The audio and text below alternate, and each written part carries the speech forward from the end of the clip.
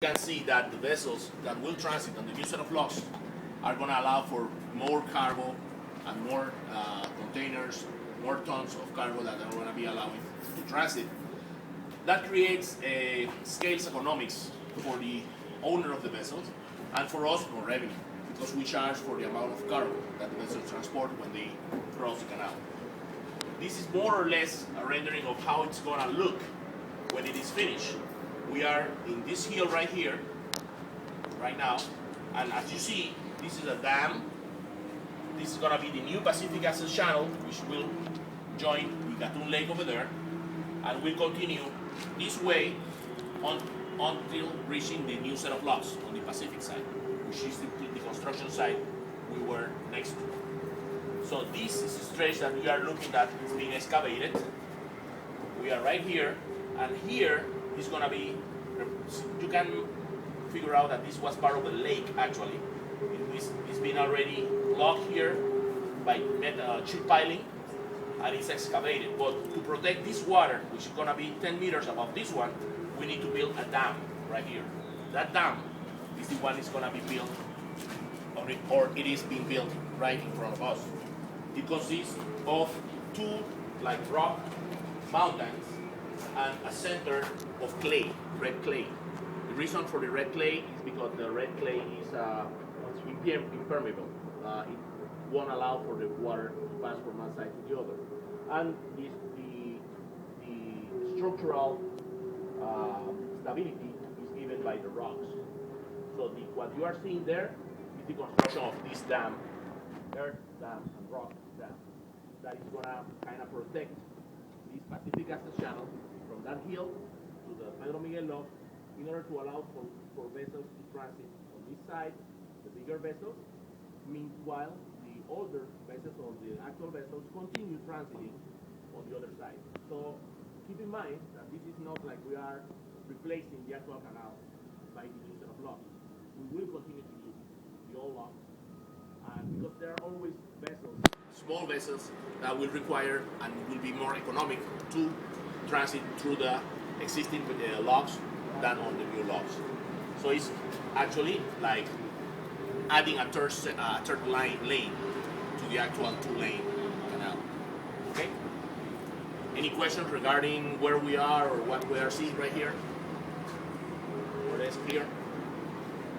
This excavation required 4 different contracts. The contracts were the disappearance of a hill that was there. You can come here 3 years ago, you won't be able to see the bridge because there was a hill in front of it. Wow. That hill we moved it. Well, the contractors did. Was this hill. It was the first contract awarded in 2007. The second contract was just next to the construction site. It was also finished. The third contract is also finished, was just finishing the reduction of the hill.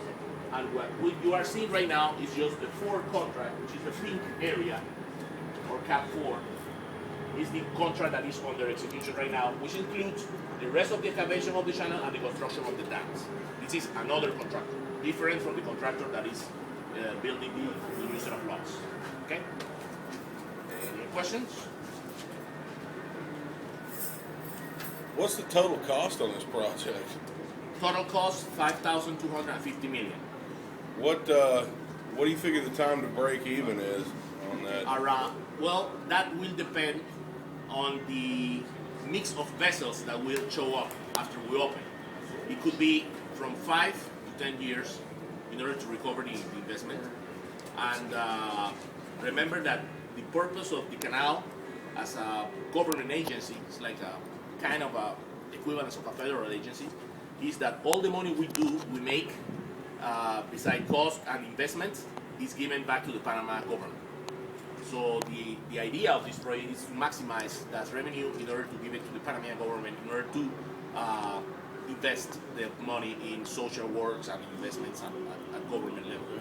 So what's in it for the companies then? I mean, where the companies here, they are working for a profit. They participate on a bid, and they work with the best price and the best technical proposal, including their revenues. Okay. So what they are charging us here includes their revenue. When they finish, they leave, and the canal is They don't draw any revenue after that. no. What percent of that money that's being spent for the canal is debt? What percent are you financing? It's around 60-40. 60. We got financing for 60%, and we put from the cash flow of the canal 40%. We had a good deal. We actually we were very lucky to get financing on 2007, 2008, just before the crisis. So we got a very good deal with different international money companies, not companies, agencies. It's actually They really are healthy. private banks. For an engineering project. That's Can you speak a little bit about the water utilization, how the old locks and the new locks differ as it comes to saving up water Sure. and using less water?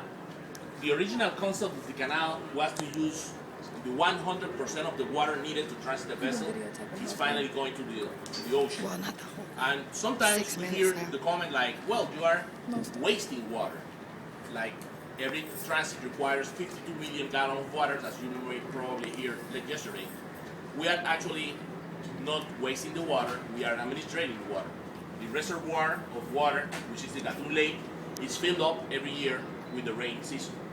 Every rainy season we get enough rain to fill up the Gatun Lake at the maximum operating level, even more of it, so we have to spill water into the ocean. And the rest of the water is managed in order to use it on the transits of the vessels.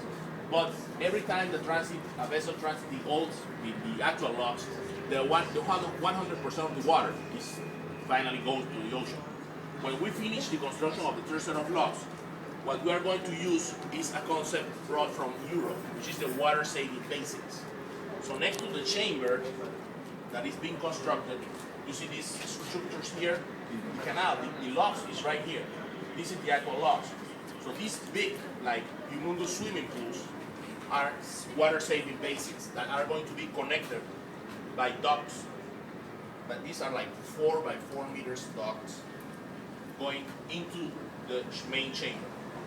Now, using the principle of communicating with vessels, when you have the chamber at maximum capacity, if you want to lower in the actual locks, you open the valves and the water goes into the ocean, and you lower the chamber and the vessel goes down.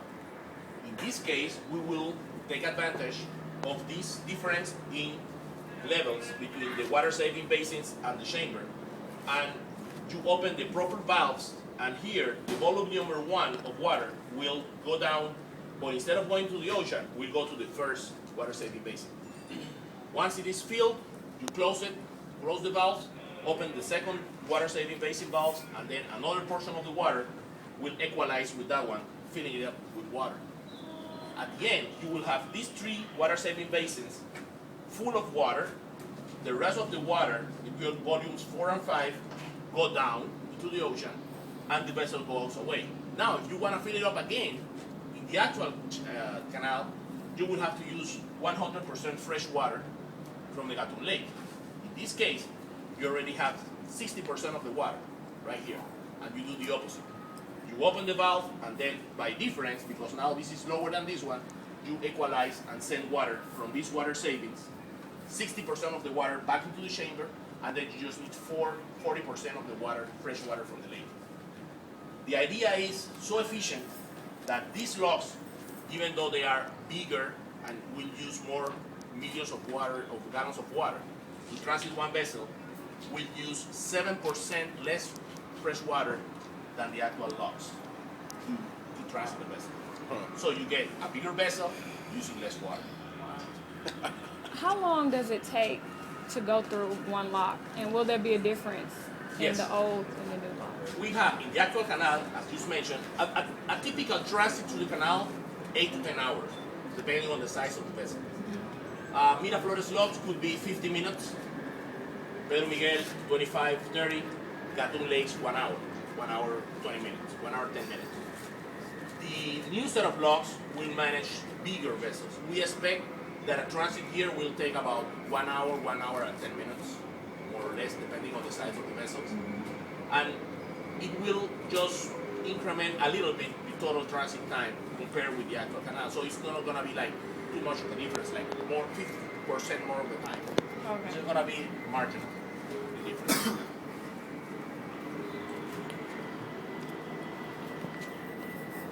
Any other questions? And I understand that you were going to eliminate a French island in one of the. It's already gone. Oh, okay. Almost caused a diplomatic incident with France. One of the islands in Gatun Lake, we'll have to move on to the other board. One of the islands on the Gatun Lake was called the Lesseps Island, in honor of Ferdinand de Lesseps, which was the French engineer that built the Suez Canal in the 1850s and tried to build the level canal here in Panama in 1880, and they failed. And that is why the United States got into the scene. That island was called the Lesseps Island. But what we did on the Gatun Lake was that we did dredging and widening, especially on the curves. It's like a road. You have a narrow curve and you kind of keep material and put it away from the inside of the curve. You get a better way to transit that curve more open. It's better for the vessels to take curves that are, the radius of the curve is more wide.